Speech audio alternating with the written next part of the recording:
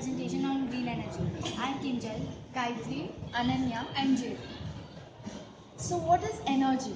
Energy is the main element that is required by humans for most of their activities. Life without energy today is impossible.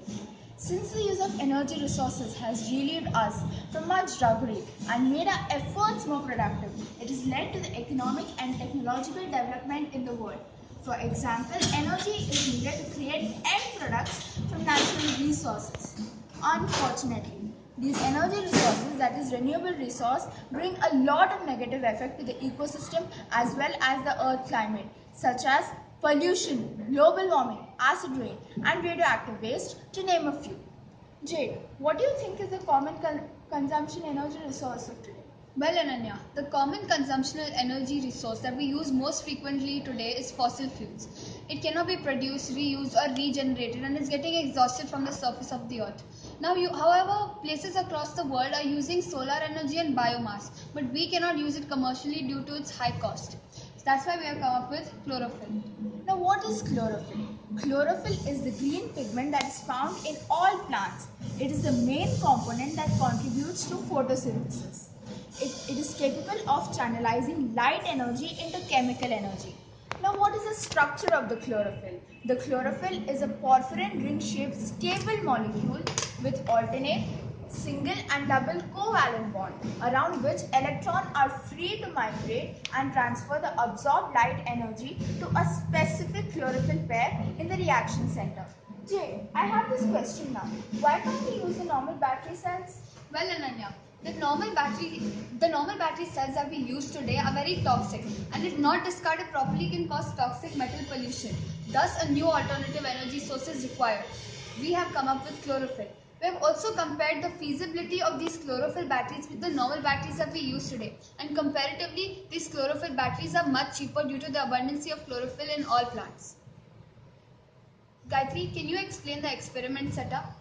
In our experiment, what we have done is we have taken spinach plant waste and weeds. We cut the weeds and we turn the spinach plant waste into puree. Then we put them in beakers and poured ethanol in them so that the cell membrane softens and more chlorophyll is released. The next day, we put in a graphite rod that acted as a positive terminal and a zinc strip that acted as a negative terminal. We attached them in series and connected it to a bulb. The bulb successfully lit up. Our experiment was successful. And in the near future, we plan to have a photovoltaic cell that will consist of graphene sheets and chlorophyll paste. Gayatri, you said graphene sheets, right? Why graphene sheets? Why can't we use the normal silicon sheets? Graphene sheets because graphene has very good electron mobility. That means the electrons move in very high speed when energy transportation is done. Also, graphene's electron mobility is 200 times faster than silicon's electron mobility. And graphene is also a very good conductor of heat. A thin sheet of graphene can easily cut through a large ice cube. Now, Ananya and Jade, could you tell us our future plans and solutions? Okay. As you know that the non-renewable resources like fossil fuel, etc. are getting exhausted. Therefore, we need to come up with a new alternative. It is biodegradable. So we're taking from the environment as well as giving to the environment in a good way as the fossil fuels are getting exhausted.